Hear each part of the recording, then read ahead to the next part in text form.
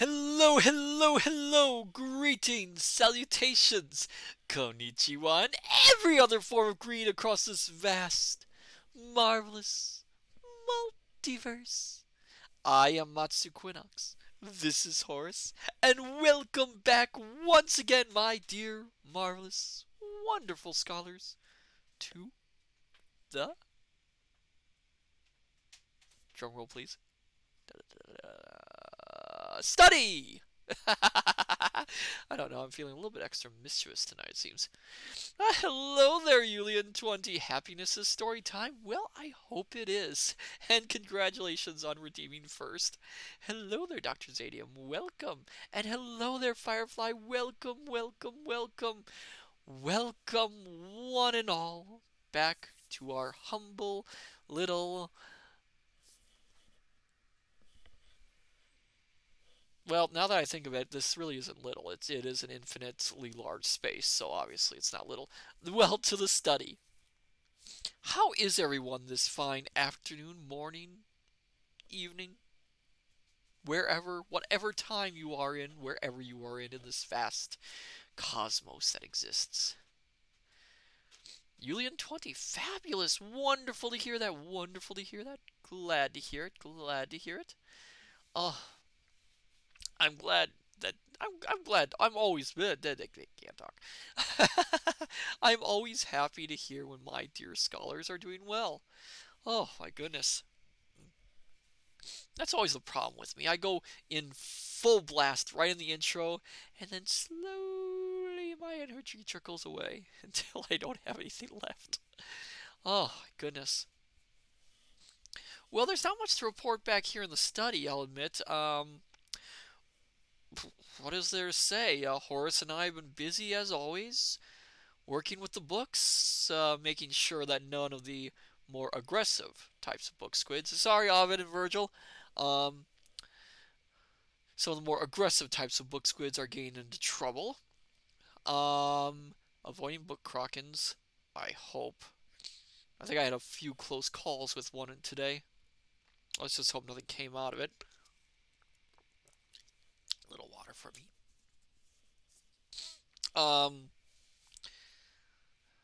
Not much to say though, not much to report, which is, it's good. It was a nice, pleasant, albeit little bit tiring day at the study. And I hope everything's been going well with all of you. Julian20, you say you're fabulous. It's wonderful to hear that. You know what? I haven't asked this in a while. Has anyone read any new books lately? I would love to know what you've been reading.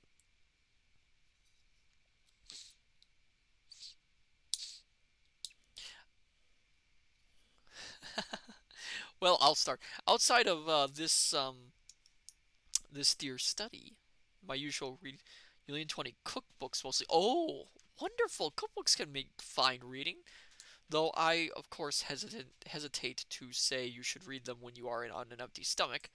Firefly, not lately. Well, there's plenty of time still to read some wonderful books. I have been reading more of Terry Pratchett's Discworld series. I am really enjoying it with a few bumps that, I'm not really, yeah. And I've also started on rereading some of the can't pronounce it. Chronicles of Perdang? I started reading the Book of Three, which it's a really good read. I know another one of my dear fabulous fellow VTubers is also reading that, but it's been it's an interesting experience reading it again, especially if you know what the core story is based off of.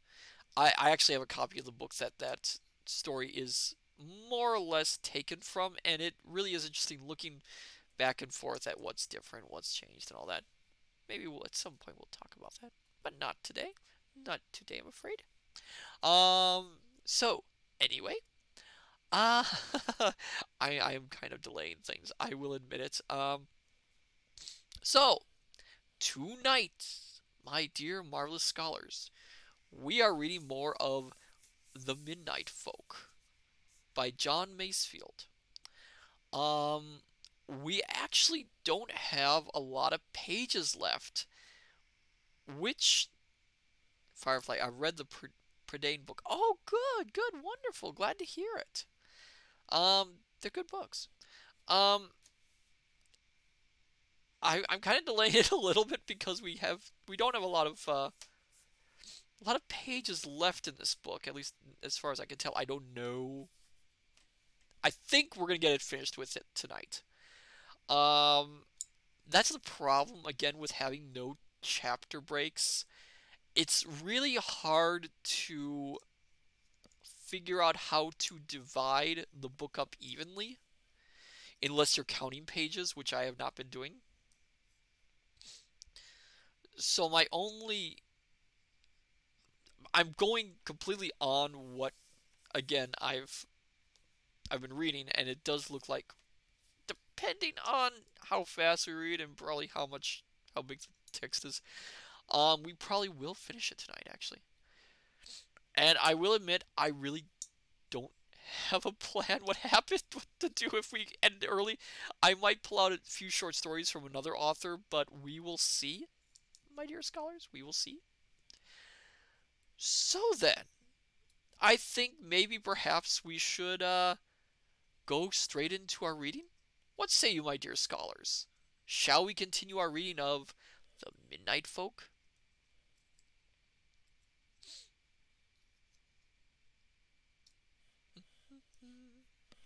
I'll take your side. Julian 20, certainly. Oh, certainly. Only certainly?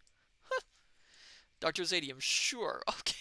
Wow, there's quite a bit of enthusiasm from my dear scholars, huh? So, therefore, um, where do we leave off in this book? So, it's Julian 20, yippee yay, now you're just teasing me. Uh, um, where we left off, Kay Harker, a young orphan who lives in Seeking's house, is it Seeking's or Seeker? I think it's Seeking's house, is on the search for his great-grandfather's treasure, which he lost. Also on the hunt are a group of witches led by the mysterious Abner Brown, one of the witches whom was revealed to in fact be the governess who is looking after Kay Harker. I'm trying to think. I'm trying to think about what this. I'm trying to remember the story. When we last left Kay, he had discovered, and I finally remember the term for this. He discovered an ocular head, which showed him visions of the past, and he discovered how the treasure was taken off the island from which it originally had been discovered. Alien 20. Oh yes, I recall it. Yes, yes, the ocular head, which it was a real thing. Ocular heads in concept were a real thing. The idea was you'd build this mechanical head and it would tell you the future. It was very much rooted in alchemy. Sort of think of it as a mechanical oracle. So then, my dear scholars, sit back, relax, have a hot or cold beverage of your liking. Dim the lights if you wish, and let us continue our reading of The Midnight Folk by John Masefield.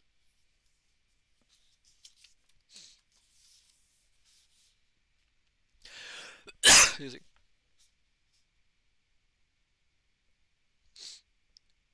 The book was on the hearth rug, open, but someone must have handled it since he had left it there. It was open in the middle to show him that there were 2 volumes of pleasant information bound together for 1841 and 1842, and that therefore the book contained 2 pages numbered 275, one of which he had not seen. He turned to page 275 for the 1842 volume. It bore a chapter heading, Secret Writings. It went on thus. Though in the enlightenment of modern times the need of secret methods of correspondence has become less frequent than in the past, it may still fall to the lot of our readers to want the knowledge of such methods. It may not be generally known that an effective secret writing can be made very simply, by using, instead of the letter needed, a letter some distance before or after it in the alphabet. Thus, instead of writing cat, write BZS or DBU. With a little practice, people can become ready writers in this changed alphabets. That's queer, Kay thought. Perhaps Benjamin used a secret writing when he wrote those notes about the treasure. He had not time to prove it at the moment, because Ellen carried him off to dinner. But after dinner he took an exercise book and a pencil to his lair below his dressing table. Then with great care he made several alphabets and columns. After a little juggling with these, he found that the letters SSS line underneath which is JGZ RPC might possibly represent not those letters, but two letters later in the alphabet. Thus, U line underneath which is LIBTRE. It was very perplexing work, almost as troublesome as Akir, and the result was odd. Still, Libtre did seem to spell something, whereas JGZ seemed like initials. And what English name began with Z? Zach? Zachariah? Well, no, those aren't. Are those English names? No, they're not English names. That is a good question. If any of you, dear scholars, can think of an English name that starts with the letter Z, do suggest it. Maybe you might be a little bit smarter than K is. He was about to try another combination of alphabets when he heard a carriage in the drive. She's coming back, he thought. An instant later he heard her in the hall, with others. She's brought the witches here, or is it only Mrs. Gossip? He asked as he listened. Abner's voice told the footman to wait. It is the witches, he thought. What has she brought them here for? He heard her bring them along the hall, up the stairs to the corridor outside his room. They did not seem to be more than 5. Wait here a moment, she said. I must just see if anyone has been in my room. You may imagine how Kay felt when he heard her say this. While she was gone, the others muttered together. We must get to the bottom of it. She has one of our cloaks, for I saw the red skirt flick past the door. Well, we shall find who it was, and then snip! The governess came back from her room. Come on in here, she said, leading the way into Kay's room. It is safe in here. We can't be overheard in here. This is the child's room, where Captain Harker slept. Some of you must sit on the bed. There won't be room for you all on the sofa. She made sure that both doors were shut. When they were all seated, she said, It is true that I left my window open, but I have looked at the robes. They are all cool. It cannot have been anyone from here. Let me get a drink of water so I can get this voice right.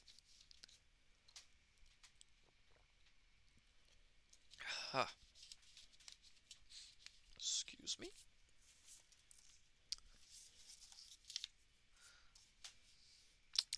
Then who was it? Abner asked. Someone in one of our robes was listening to us while we lunched and got before us to the image, and all our spells were wasted. Worse than wasted, for the knowledge must have gone to an enemy. I ask, who was it? No one from here, the governess said. We will make an incantation tonight to find out who it was, and then short shift. Yes, Abner said. If it won't then be too late for short shift. However, this is the room, you say. Let us have a look at this hearthstone. At this, he pulled back the carpet so as to show the stone. No doubt about it being big enough, he said, and it certainly hasn't been disturbed in recent years. We're in plenty of time if it's buried here. Off coat, Uncle Venom, and then we'll get the cold chisel at it. Kay heard the two men take off their coats and settle down to work. The stones let it in, Abner explained. We will chip out the lead and prise the stone up with our crowbars. Kay heard them chip at the lead, while the three ladies said, How fast you're doing it! It won't take long at this rate. What can we bring you for refreshment? Etc., etc. Excuse me. This is only Quaker leading, Abner said after they had chipped for some minutes. We'll have this up in no time. It's a thin melting of lead to cover the bolt heads. I can prise the bolts out now with the jemmy, if you'll hand it to me, sister. Here's the jemmy, dear master. Thank you. Yes, it is as I said. Here comes, yeah, I gotta say that again, I read it wrong. Here come the boats. They pull right up. It's a good deal easier than I expected. Now, Uncle Venom, if you'll take this crowbar, I'll take this one. It seems to me that one good heave will make her swing on her axis. Kay heard them heaving and panting. It wasn't quite so easy as they'd expected. At last, Kay heard the stone. At last, Kay heard them say, It's giving! There it is! Now then! Kay heard the stone swing back. All 5 people were intent upon what was beneath. Kay could just see their bent bodies craning forward into the hollow. It's not just another stone, Abner said. The space seems to me to be right underneath the fireplace. There's a room of sorts. Is there anything in it? Sister Aconite asked. I'll soon see, Abner said. It'll be something of a squeeze to get down. Kay could see him squirming down, legs first, into the opening. Presently his head disappeared. Is there anything there? The 2 women asked. Nothing, he said from below. It's an empty room. The stuff hasn't been here, at any rate, not for many years. It's dry, empty, and dusty. Not a thing in it, except this. Kay could not see what this was, but it was evidently a small thing. He heard it being passed about. It's only the handle of a sword, Sister Aconite said. It's not even that, Abner answered. It's the handle of a cutlass worth about 10 shillings when new. Well, there's a disappointment. Or rather, one more false trail removed. We know that it isn't here, at least. But what on earth was the room made for? That beats me. Is there any other place in this house where old Harker could have put it? None that I know of, the governess said. Nothing in the cellar? Nothing. I've searched. Well, where did Trigger put it, if he didn't give it to Harker? Where indeed? Well, We must go on with our incantations till we get another clue, Abner said. We're spending a small treasure in gums and herbs, Uncle Venom said. It's my belief that Miss Susan Pricker Trigger has it, all the time. Maybe she has, Abner said, but I don't think she has. Anyway, that will be easy to prove as things turn out. It must be somewhere, and we must get it. And we will get it. Kay could see him sweeping the particles of lead and brick displaced by the work down into the opening. Presently the stone was rolled back, and the carpet replaced.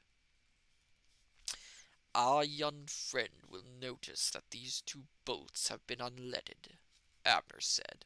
He won't, the governess said. He's the most unobservant boy I've ever met. The maids will notice, though, Sister Aconite said. A very good imitation can be made, Abner answered, with candle grease and soot from the chimney. In a few minutes he had covered the two bolts with melted grease and soot. They won't notice that, he said, and now we'll be moving. He gathered up the crowbars. I suppose that there's no clue. No, that's wrong character. I got stuck on Abner. Oh my goodness. I suppose that there's no clue on the sword, Sister Aconite said. It's all rusted deep, Abner answered. If anything ever had been scratched on it, it's rusted out now.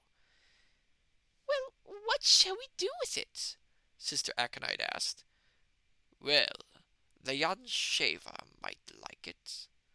No, indeed, the governess said. That might be giving him all sorts of ideas.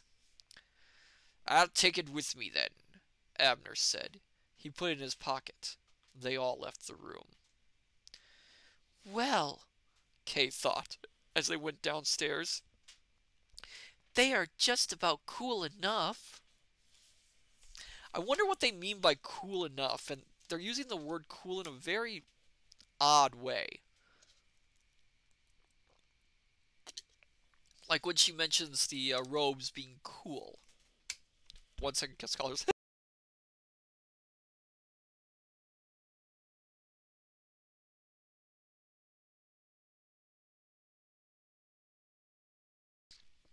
It's a very odd use of the word cool. I'm wondering why it's used in that manner. It just seems a little bit odd.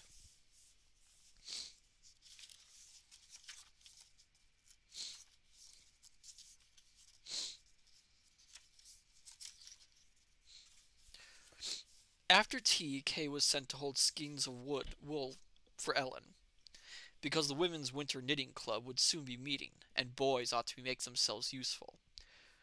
Ellen talked of old times as she balled off the wood. Things were different in my father's time, she said. They call them the good old times, but I don't know, I'm sure, what my father found good in them. Oh, the dreadful things he used to tell! For it wasn't then like it is now, Master Kay, with so many things done for poor people. No, while the farmers used to beat the boys black and blue, and pinch their ears till the blood ran. And then there was the wartime fight against that Boney. Oh, Boney being Napoleon. Oh, the money there used to be then. Never anyone sober in the parish on market nights. Everybody had the French brandy by what they called the Nighthawks. They used to bring the brandy by night right up the river, and then bring it about to people's houses, and so cheap. But the Nighthawks were bold ones. They killed poor Mr. Parminter. There was a lot of them. Yeah, there was a lot of them hanged for that. They hung them up on the top of Cop in those days. My father used to show me the sort of like a hollow where the gallows was. But the boys have it all altered it now, scrambling about for poor people's bones and that, which they say keep you from drowning. But I don't know, I'm sure. And then they put Boney on his island in the end, and then there wasn't any more French brandy, nor nothing else. How dreadful it was, and bread so dear, my father said. Many's the time he was glad of a bite of oats out of the horse bin. And then like men came down from the cities, my father said, to tell the young men not to stand it, because the French didn't. So then they got what they called the Liberty Tree out in the wood. Liberty Tree?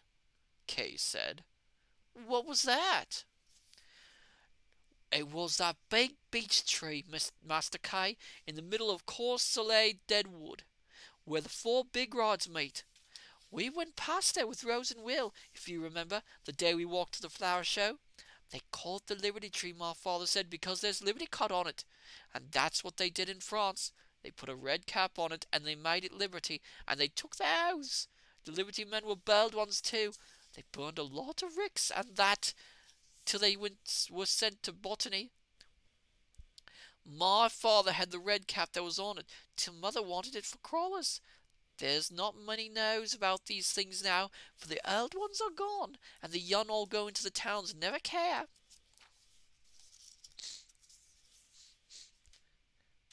When Kay went to bed that night, he knew that Benjamin's writing meant 100 yards south of the Liberty Tree, but he could not understand what the SSS meant, even if the SSS stood for UUU. Then, just as he was falling asleep, it came over him in a flash. Of course, he cried. I see what it means. What an ass I was not to see it before. It means 100 yards south of the Liberty Tree under 3 big U's. That is it, of course. I wonder if there are 3 big U's. I cannot remember, but of course there will be. His mind at once made pictures of enormous U's, with interlocking boughs growing over the sort of like a hollow where Benjamin's treasure lay. Soon they began to cover Kay with shadow, so that he fell asleep. He had not slept for long before a shrill crying sounded in his ears. When he woke, the room had something in it that was fluttering and battering against the ceiling and the walls. When his eyes grew accustomed to the light, he saw that there was a bat in the room. He had always loved bats because of their bright eyes, cocked ears, and nice leathery umbrella-y wings, and the little hooks to them. He had always longed to be a bat so that he could fly in the twilight and hook himself up head downwards somewhere high up in a steeple when he was tired. Now, here was a bat actually crawling along his bed to him. That's interesting. Because usually bats, of course, are usually depicted fairly negatively in most literature, especially at this time. And yet here we have a bat that is described using very positive descriptions. And I kind of like that, too. It's a great little change from what we're used to. Good evening, Kay, The bat said. I've come from my friend, Tom Walter. We thought what fun it would be if we could persuade you to spend an evening with us. We live in an interesting old place, which you might like to see, and I've brought you a suit of wings in case you care to come. I'd love to come, Kay said. It is most frightfully kind of you to think of me. Hurrah! He's coming! The bat said. We hope you would. Now I'll help you to put on your wings. Just try flying from the bed to the window ledge, he said, and then fly back once or twice. You'll soon get the hang of it. It's really very easy. Kay found that it was quite easy after the first attempt. Come on, then, the bat said. You keep by me. It isn't far, really, to our place. I generally go this way. Kay put on his pair of fox-eye spectacles and followed him. It was amusing to see his friends, the grocer and the carpenter, walking in their gardens, and to fly just over their heads and to hear them say, "The bat's all very bold this year. That one nearly knocked my glasses off." Oh, wait. Oh, no. They're women. Oh my goodness, I forgot. Oh my goodness. They don't even say that until the next sentence. Oh well. Oh no, no, that was the grocer. Oh my goodness, it's hard to tell with some of this. The bats are very bold this year. That one nearly knocked my glasses off. Then Mrs. Grocer said, When bats grow bold, we shall have cold. Mrs. Carpenter said, When bats fly low, it's going to blow. both the husbands said the same thing. Well, I wouldn't be surprised if we did have it a bit cold, if we did have it a bit blowy. Presently they came in sight of the river, at a point which Kay longed to spend days at, exploring, but was never allowed, as it was dangerous. Some 20 years before there had been a mill there, with 2 wheels. The mill was now vanished to its foundations, but the mill race head was still there in a quiet pool 40 yards long. Where am I? Yards long, in which water lilies were spreading. The chutes of the wheel still dribbled water even in the hottest summer. Beyond the mill chutes was a causeway, or bridge, under which the main river ran over a lasher. At the further end of the lasher was the lock, by which the barges had passed on their way up or down stream. The railway had now put an end to all this traffic. Above the mill and bridge the river was a shallow basin, 100 yards broad, broken up by islands and withy plats, where there were swans, kingfishers, many moorhens, sometimes a heron, and now and then wild duck, or duck that had escaped. These were the ones that Kate loved to think of, and gone wild. Below the mill there was a deep, turbulent, foaming pool from which the current sped away upon its course. There was a big idle back eddy at one side of it, where bubbles, like glass teacups upside down, sauntered back towards the lasher, and then either ran at once into the current, or were driven back to saunter round again. The causeway was pleasant in calm weather. You could put in ships above the lasher and watch them go down the falls and through the rapids, or round and round the wheel of the pool. But in times of flood, it was wonderful and terrible. When all the hatches were wide, and the roar of the weir could be heard for a quarter of a mile, then you could imagine yourself beside the Maelstrom, or Niagara, and the fountains of the great deep being broken up. It was there that he had seen Dr. Gubbin's pig swept past, a cutthroat corpse, in the great February flood of 2 years before. Jane had said, All pigs cut their throats in the water. Yet Kay could not understand how they could, as they never had any razors. Jane did not know how they could, either, but affirmed the melancholy fact. Which is a very odd thing if you think about it. Excuse me.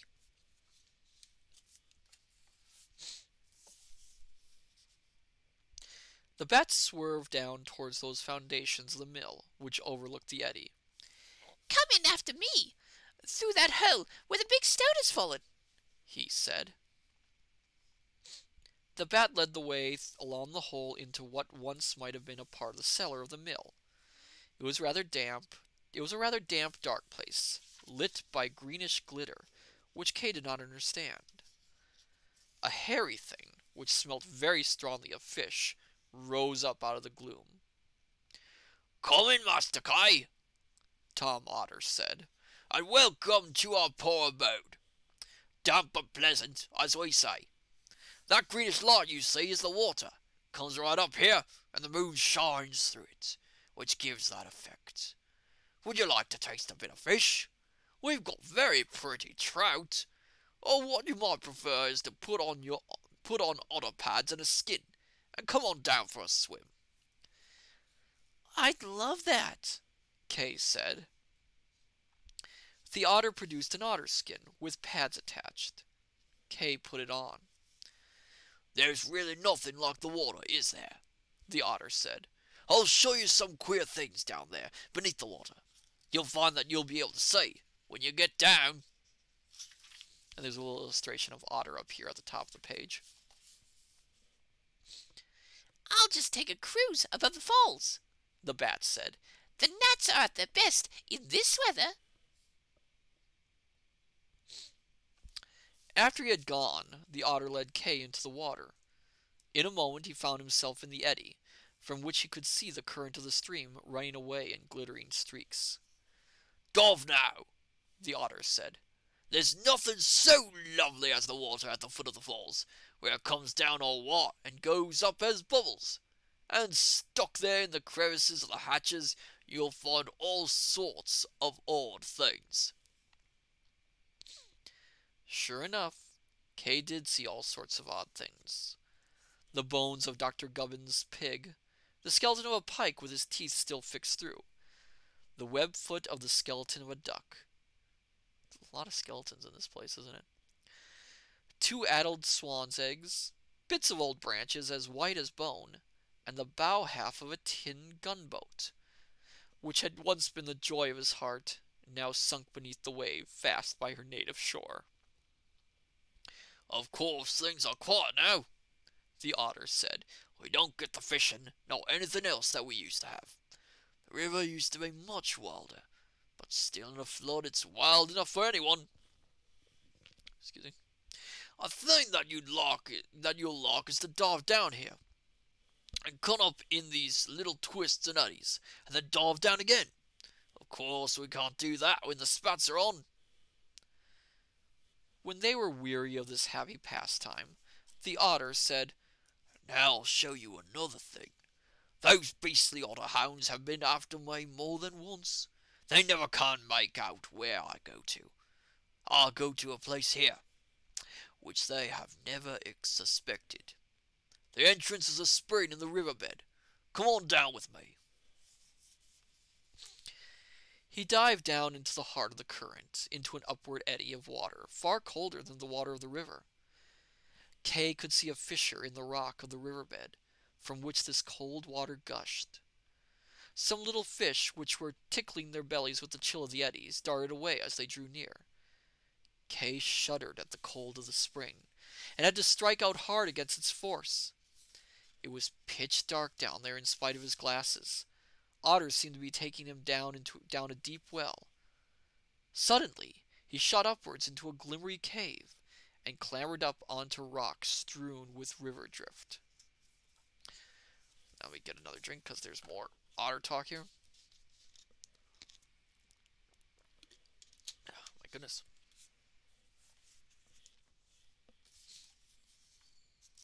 "Here's a place," the otter said, "which no hound yet has ever come near. There's light, if one feels the need of that, from the chink in the rock there. There's nearly always a fish or two where the spring comes up at the place where we dived. Oh, I could live here all the year round, only that one misses the noise of the falls. Take a look around you, Master K. It's a snug little place. I've dodged the hounds here 20 times, if I've dodged them once." Kay saw that he was in a little cave. Oh, thank you for the posture check, Yulian20, and thank you, Kintron, for the hydrate. Yeah, it is a little bit... I will need... Also, hello, Kintron, welcome! We are reading The Midnight Folk. We might finish tonight, we'll see. And we are just talking with Otter.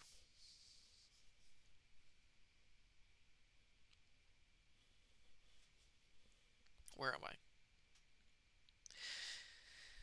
Kay saw that he was in a little cave, or hollow among the rocks. The floor of it sloped a good deal. A sort of glimmer showed from a fissure in the rock, but one could not see through the fissure from either side. At one end of the cave the walls seemed to have been cut, or wrought by men. There was a sort of shelf in it. Over the shelf fixed to the rock was a very old broken bone cross. "I know what that has been.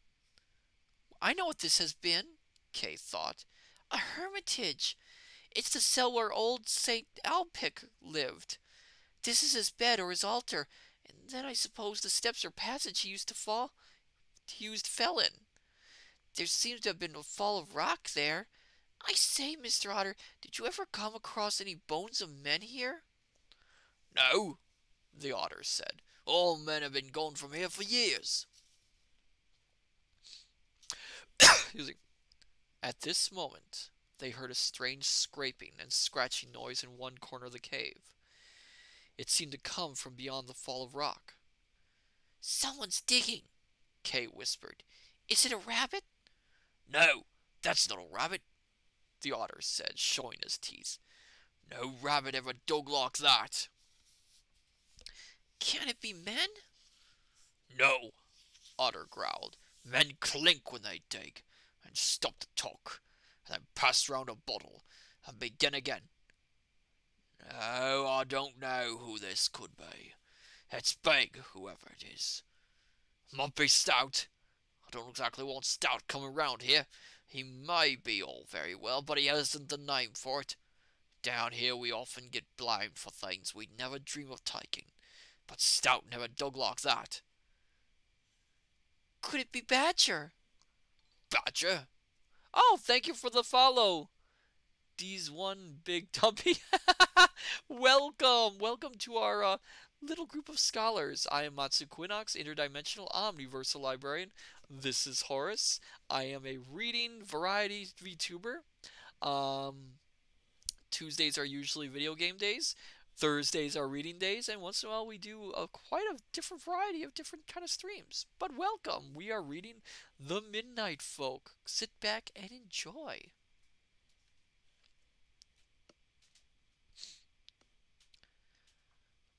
Badger? Otter said. Well, I hope not. But that isn't Badger's digging. Badger growls and grunts as he digs, and sings his beastly digging song. What is it? Kay asked.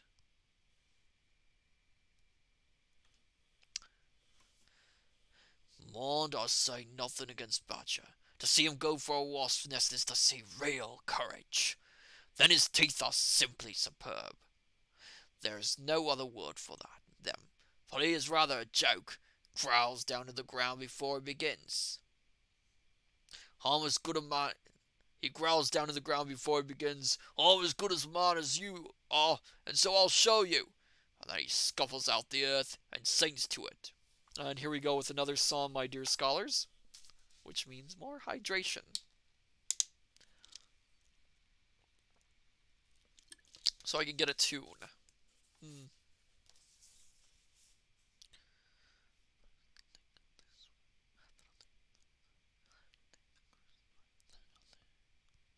Okay, I think I got a song. First I'll dig her this way, then I'll dig her that way, then I'll dig her Chris way, then I'll dig. Then I'll dig her one way, then I'll dig her two way, then I'll dig her one way, then I'll dig. The scratching noise continued. Helium 20, and then again. Well, thank you. I try my best. Do you know how hard it is to sing in that growly sort of voice? Oh my goodness. It's very hard to get I'm trying my best with these voices and singing. The scratching noise continued. Don't tell me that that's Badger, the otter said. Badger never dug like that. I don't at all like this snuffly noise. That sort of woofing noise. Why? What do you think it is? I hardly like to say, the otter whispered, but it's that beastly kind of woofing noise that the hounds make when they go blowing along at the hills on the river bank. Kinshron, better to sing in a growly voice than a falsetto like I have to for fairy tales. I can sing in falsetto, but yeah, I know what you mean. It's rough.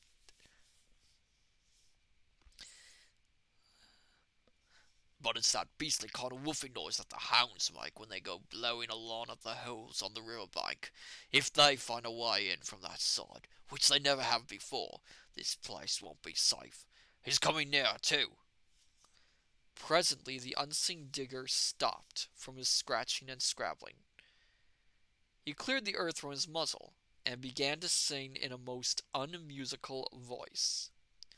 Okay, so now I have to purposely make this voice sound terrible. Give me a second, my dear scholars, while I get the voice right.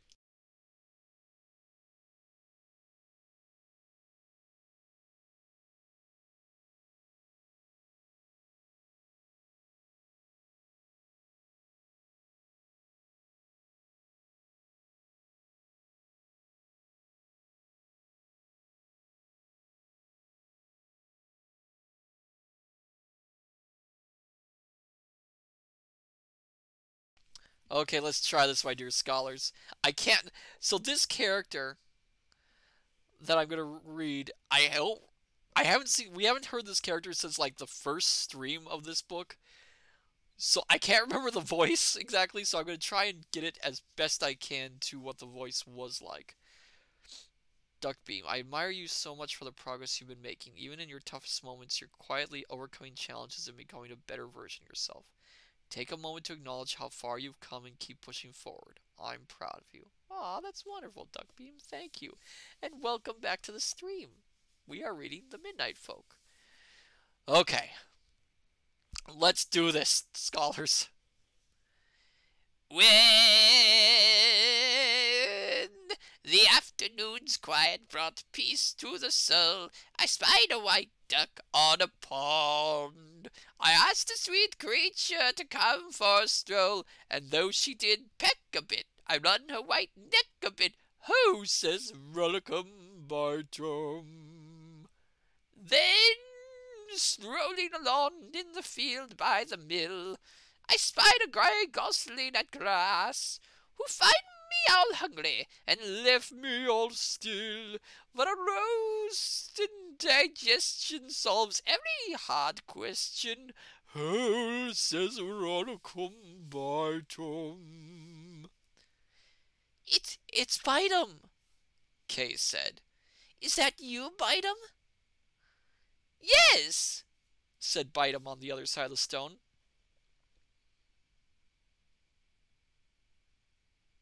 Is that you, Kay? Niven's voice asked. What are you doing?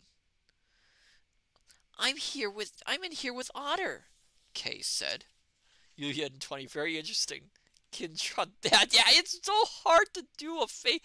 Do you know how hard it is to do a bad singing voice on purpose?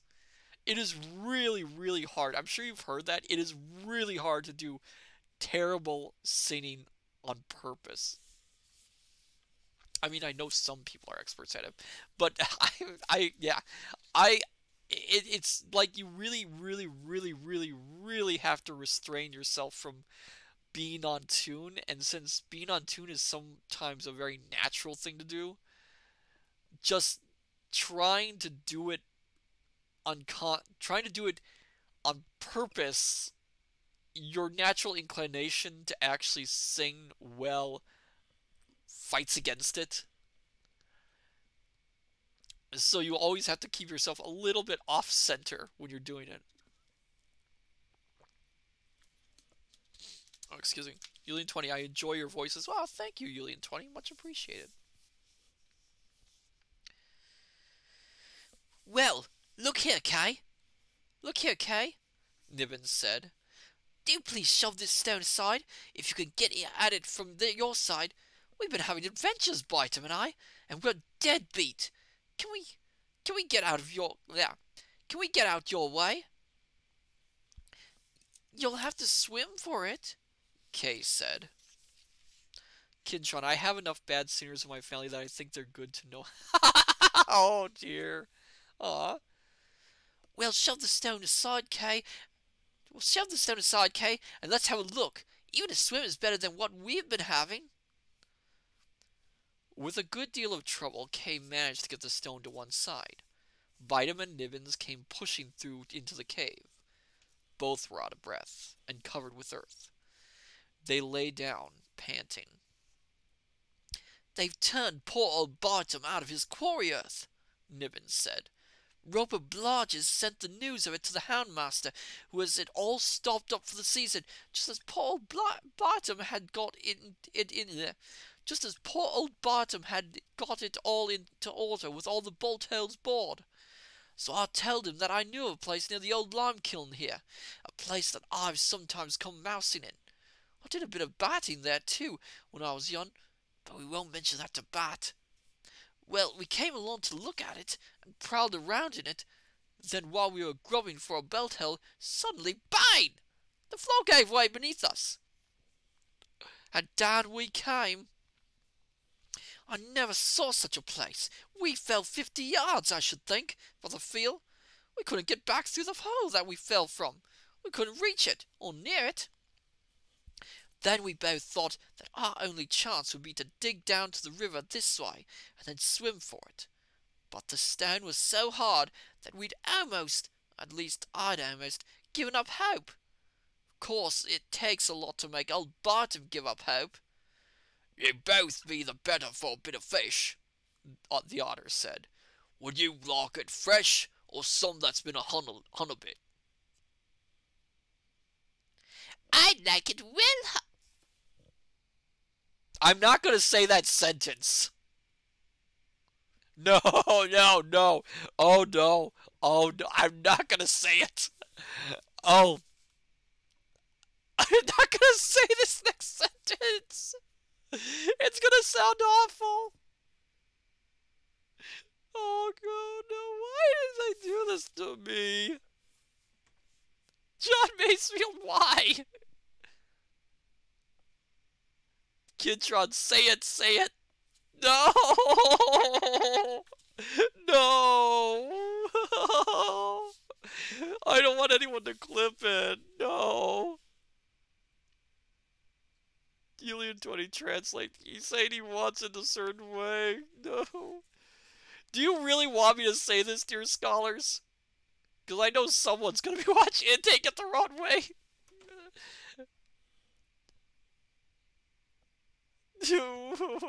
Why do they do this? Kidron, do it. Okay, I have to do it in Bitem's voice. You leave to sure if you feel you can. I just know someone's waiting by the clip button for this moment.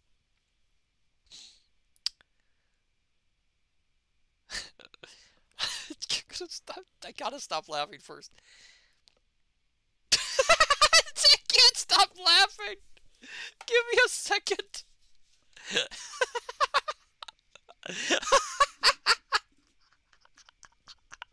I haven't even read it and I'm laughing. No, no.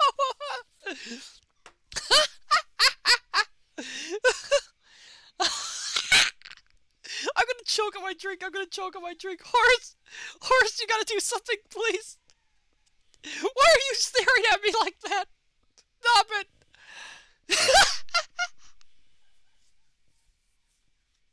Oh my god, I gotta stop laughing. I gotta stop laughing.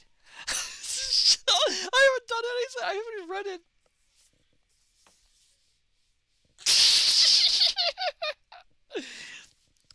Okay. I will say the line since everyone wants me to say the line in Bitem's voice.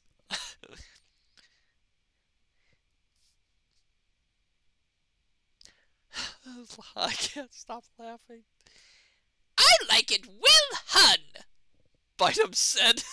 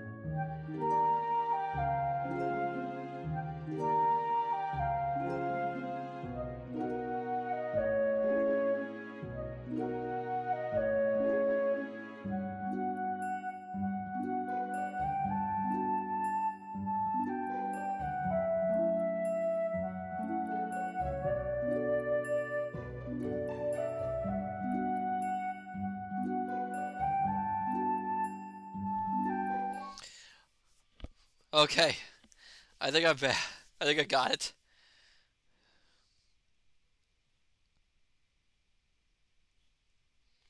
I'm not gonna read that line again. You just have to be satisfied with that. Yulian 20, breathe. I am breathing as best I can. So I'll read the next line after, which in context makes it even worse. But oh well. Kidshot, yeah, laugh, Kidshot, laugh. But Nibbins here would like it fresh, I'm sure. Well, I'll bring you a bit of both, the otter said.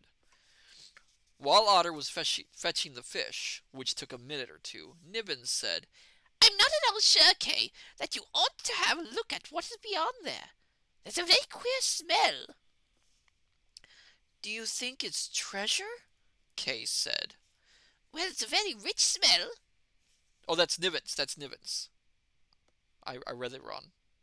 Nibbins said, I gotta go back because I was doing Bitem's voice. Nibbins said, I'm not at all sure, Kay, that you ought to have a look at what is beyond there. There's a very queer smell. Do you think it's treasure? Kay said. Well, it's a very rich smell, Nibbins said. A celery smell. You ought to smell it anyway. What sort of a thing is it that smells? Kay said. There's round things and there's square things, Bitem said. Neither is good to eat. Of course, Dr. Zadium, you would be the one to clip it. Of course you would. Kintron, just not being able to say it with a straight face makes it funnier. Oh, it was... Oh, why did they do this to me? This is supposed to be a nice book for children. Dr. Zadium, it is my destiny.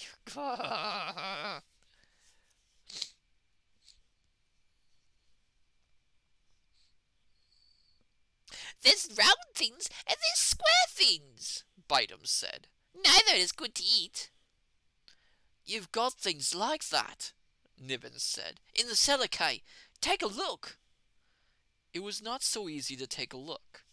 Kay pushed through with Bitem and Nibbins into the cave, which was pitch dark, but very much more spacious than the one in which he had been sitting. He could see little there. There was hardly a ray of light. He groped with his hands and felt walls of rock. Groping downwards, he felt something like bales of sacking tied with strips of leather. Further on were some small casks lying on their side.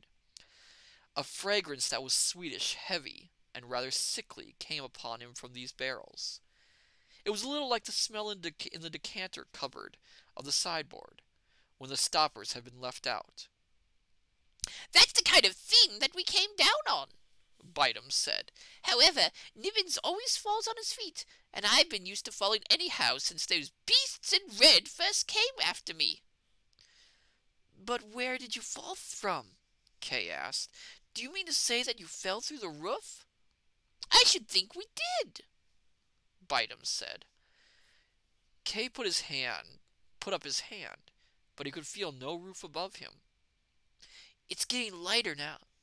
Getting the wrong voice. It's getting lighter now, Nibbins said. You'll be able to see in a minute. There, perhaps you can see now.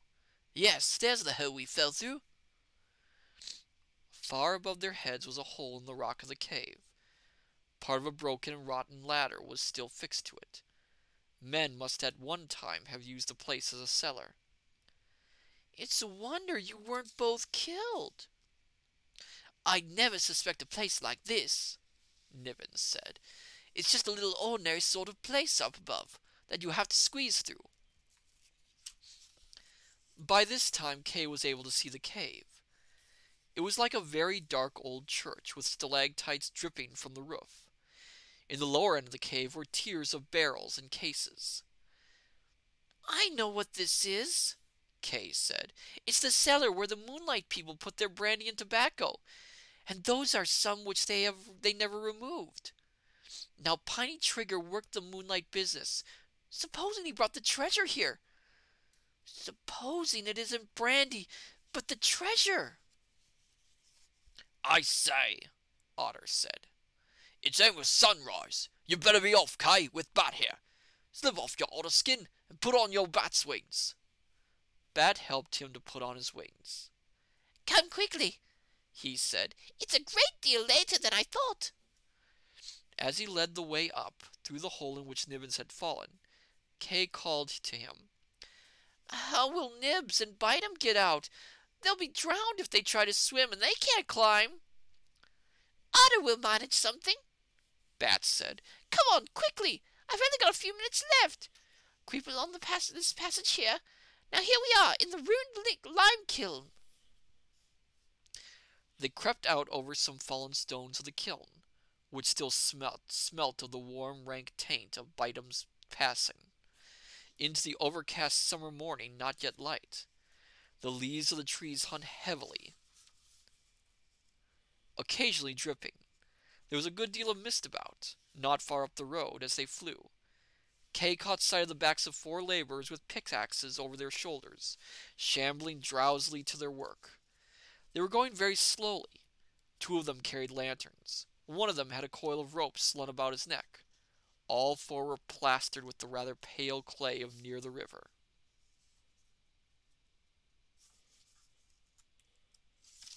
Sorry, I'm checking something. Okay. They're going early to work.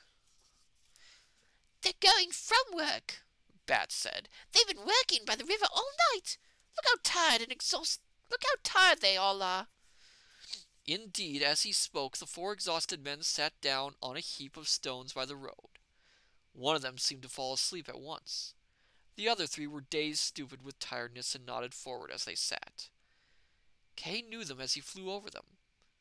2 were the knights whom Arthur had sent with Edward to see if they could find the treasure, only the night before. The 3rd was Edward. The 4th, the sleeper, was poor little Brown Bear. Could they have been looking for the treasure in the river? They were sopping wet. They looked so utterly miserable and discouraged that it was plain that they had found nothing. That's where the treasure will be, Kay thought. Sunk in the river, deep in the mud, where no one will ever find it. I never thought to ask Otter about it. Oh, Edward, he cried. Cheer up and do come home. Edward lifted his weary head and stared stupidly at him. I'm Kay. I'm not a bat, Kay cried. Come on, Bat said, tugging him with his hooked wing. We haven't got a minute to wheeze. But I must speak to Edward. Quick, quick, the Bat said in his shrill way. But lo, it wasn't the Bat that said "quick, quick." Kay was sitting up in his bed in full daylight. The curtain rings were saying "quick, quick" as they clinked in the wind. Oh, well, welcome, Raiders. Hello there, Lorelei. Welcome. I think I can do a shout out to Lorelei. We are reading The Midnight Folk.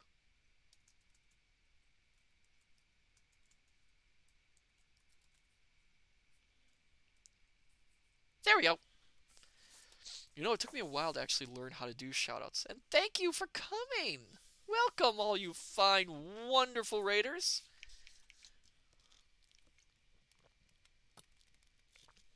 For those who don't know me, I'm Matsu, Quinox, interdimensional omniversal librarian. This is Horace. I am a reading and variety VTuber. I do games on Tuesdays, readings on Thursdays, in the public domain, of course, and I do a wide variety of streams once in a while. And welcome, everyone. Lorelei, Horace is a good boy. He is. Matsu, how did you hang those frames on the sky? I didn't. They were here. I don't know what creates these rooms, but these rooms just exist. If I need a room, it just comes into being, and I just find it. It's a very odd thing, honestly. You know, now that I have all of you here, I might as well try to finish this book. Zen, L-space is weird. It is very strange. I gotta see who this is.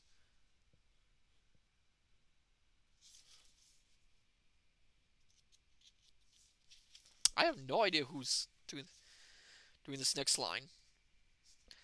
Lorelei, I'm gonna lurk lovely Matsu. Aw, Enjoy the story while I find food. Oh, wonderful. Enjoy your food. A very good morning, somebody was saying, for a dance round the Liberty Tree. There was nobody there. The bat, the heap of stones, and the 4 dog-tired companions were all gone, yet somebody had said those words. Dance round the Liberty Tree. I don't know how to dance, Kay said. But I'll go to the Liberty Tree. I'll take a measuring tape. I'll see if there are 3 big U's, and I'll have a trowel to dig with, in case. It did not take him long to reach the Liberty Tree in coarse-lay dead wood. As Ellen had said, there was liberty. Now, as Ellen had said, there was liberty cut on it, though the bark had almost overgrown the cuts. Where's... Just double-checking something.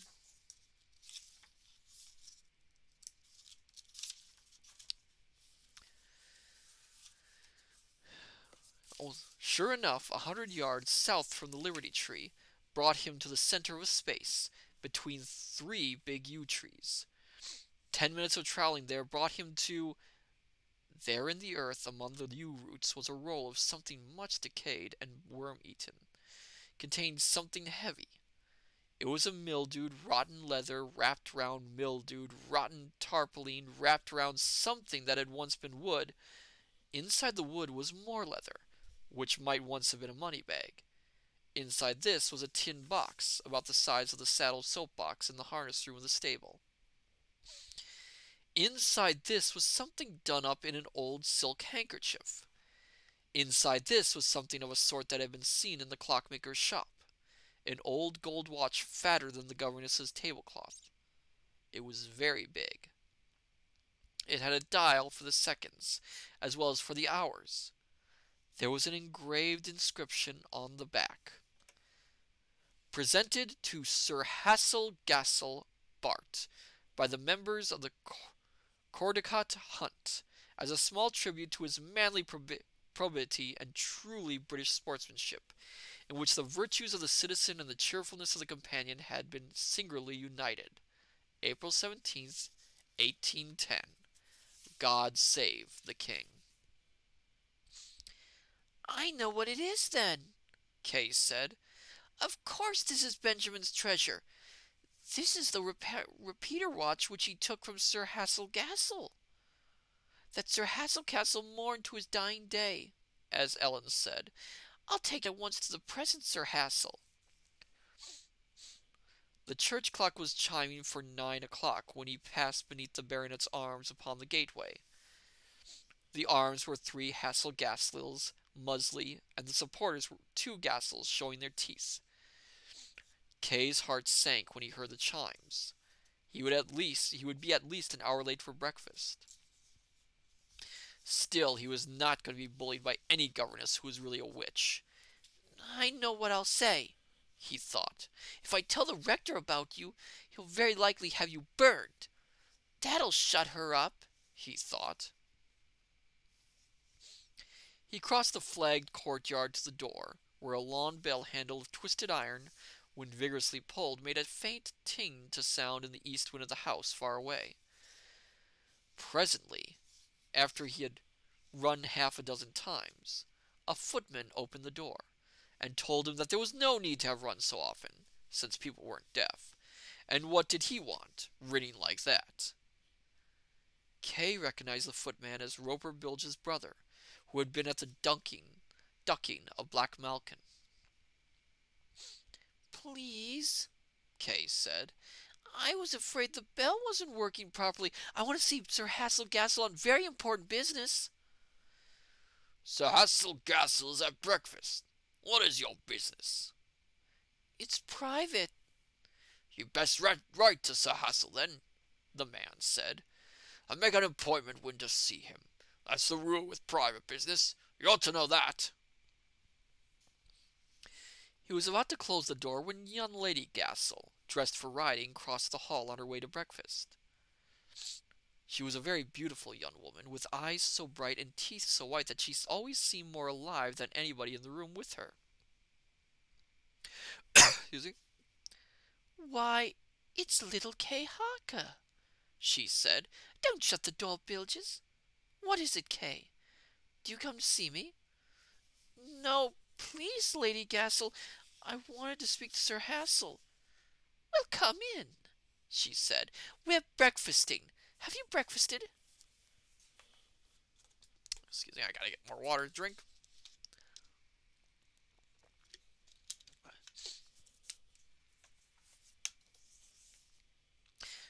No, not yet, Lady Gassel. Come in then and breakfast. What a pickle you're in, though. Have you been taking a toss? Let me just mop you up a little and get some of the earth off. When she had tidied him a little, she took him into the big, bright breakfast room, which had a red and blue Axminster carpet on the floor, shining red mahogany furniture, 6 big paintings of thoroughbred hunters, a gleaming globe of the world, and Sir Hassel at breakfast, with the Times propped against the coffee pot. You owe... I gotta get this voice right. You owe me that gold watch and chain, my Polly, he said. Kim's in it for the grasslands. What majority? 67, a very neat thing. Hello? Who's this? Kay Harker, coming to breakfast. Right. Are you a pork pie man or just an egg man? Please, a pork pie man, and if you please, I found your grandfather's gold watch that Benjamin the highwayman took. Well, I'm blessed, Sir Hassel said. That would just do for the gold watch and chain I owe you over the election, his wife said. Of all the things I ever knew happen, Sir Hassel said when he had examined the watch. This is just about the neatest. It's the thing my grandfather worried over till he died. I worried my father too. And it's a great pleasure for me to get it back. And all the hunt will be delighted too. It's been very well preserved too. It will be possible to get it to go again. I shall owe you a big debt, Kay. What can I do for you? You must think and let me know.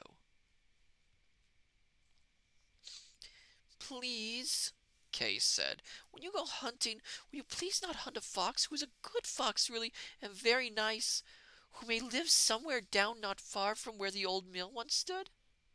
Well, if he's a good fox, and very nice and a friend of yours, Sir Hassel said, and you tell him not to go goosing and heading around the farms down there, I dare say we shall be able to do without him. It was now 10:30, an hour after lesson time.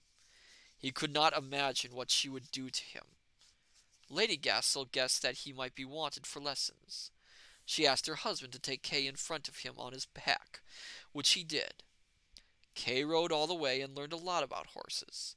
How this one was called Old Joe, and how they remembered everything, and how clever they are, and how nervy.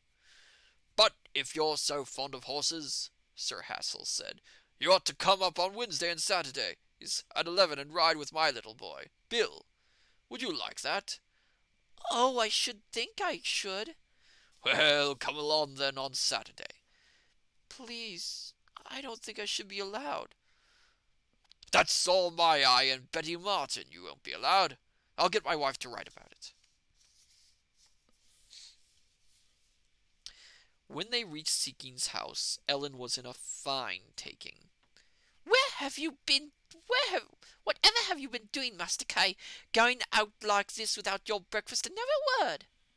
He's been breakfasting with me, Sir Hassel said. This was excuse enough for the moment, but when the Hassel-Gassels had ridden away, she turned on him again. It's lucky for you that your governess had to go off to Russell's Dean again, she said. They sent the carriage for her just before breakfast, so she doesn't know about you. Otherwise, I don't know what she'd have said. And whatever have you done to your pajama coat to get it all over fish scales? This came from wearing otter skin, Kay thought, but before he could answer, Ellen went on. I couldn't let you wear it again in that state. I've had to wash it. And then another thing. Poor little Nibbits is missing. He wasn't in last night, and he hasn't been in all morning. Jane and I think that Bilges the keeper has shot him, for all he shoots cats, though he's got no business to. and I don't know what we'll do without little Nibbins. Excuse me. Get another little drink of water. This is a lot of voices. I might not be able to finish this story tonight.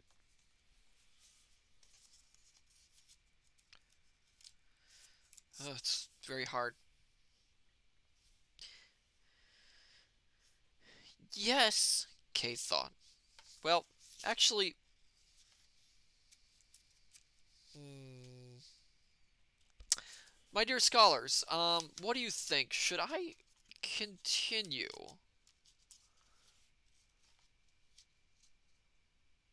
Lorelei, my throat was willing game. Should I continue tonight because we have two? Throat was killing me. Aw, sorry to hear that, Lorelei. How much is left? One, two. Hold on, let me count.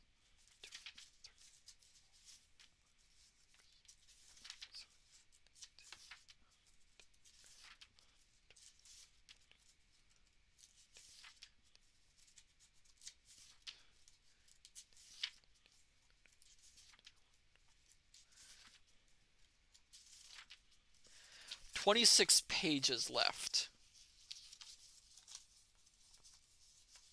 We have 26 pages left in this book.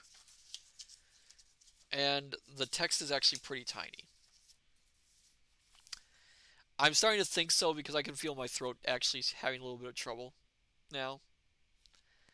So I think we'll stop here for now. Yeah, 26. And we have a natural stopping point here, thankfully. So we'll stop here. Because I think maybe next week we'll be able to finish it. Lorelai, yeah, don't hurt your throat. Yeah, I will try not to. 20. This has been delightful. Yeah, it's getting good. Although it's interesting that the treasure that Kay was hunting for with the highwayman doesn't end up being the treasure he is looking for. Julian 20. Time for tea. I might have to have some tea. I mean, I'll have to ask Ovid. Ovid is a remarkable maker of tea. You wouldn't, you know, Ovid, being a book squid, he has so many of those tentacles. He makes a wonderful cup of tea, and he loves making tea for me. I've actually had to have him tell him to stop it because he keeps insisting on making me a tea every single evening. Well, we really don't have evenings here, but yes, I actually had to have him stop it. But now he's into baked goods, and now he's trying to make baked goods for me, and he's just so kind. I'm glad I didn't hit him with a broom the first time I met him. That almost happened too. Oh. But yeah, let's stop here for now. We'll have probably one more stream of this. But yeah, the story's getting good. It is... There is the Kintron tea leaves. Yes? Yes, Ovid knows his tea leaves. Julian 20, a good laugh for sure. Ah, yeah, that's funny. Yeah. Funny. But no, so next week, let's talk about next week a little bit. Next week, I will be playing more, if everything goes according to plan. Remember that. Every stream I do is all about if things go according to plan. Next week, we'll be playing more Metal Gear Solid. I think I'm near the end of it. Even though that game breaks me, I'm sure you, dear scholars, really enjoy seeing me suffer. But so next week it looks like for Thursday we will try and finish this book. It's kind of interesting. The book, again, there's no chapter breaks in the book, so it really is quite difficult in that way. The book, when I was looking at it, when I first got the book, I wish I could show you the size of it. It's actually fairly small and fairly thin. But what they did when publishing it was they made the font extra small. So I think it's a pretty large book otherwise, because I did not expect it to go this long as a reading stream. It feels longer than it really is, but I am enjoying it. It's just a very odd book. And again, we'll talk about it when we finish the book, but there's a lot of interesting ways that John Masefield writes. There's also a lot of frustrating ways he writes. And I look forward to talking about that after we finish. Oh boy, my energy's going down. Gintron, publisher tricks, smaller font, fewer pages, cheaper to make. Yeah, that is it. I'm not sure. I wonder if the Box of Delights is the same way, which unfortunately I can't read for stream, but I would love to own that book.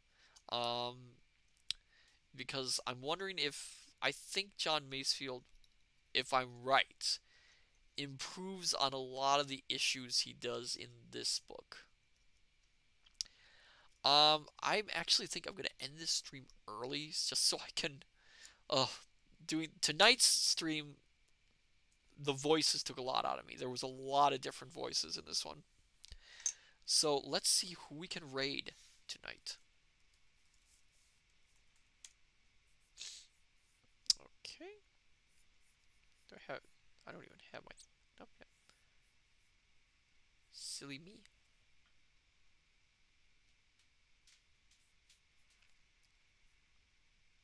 Hmm. You know what? Does anyone mind if we raid a non-VTuber streamer?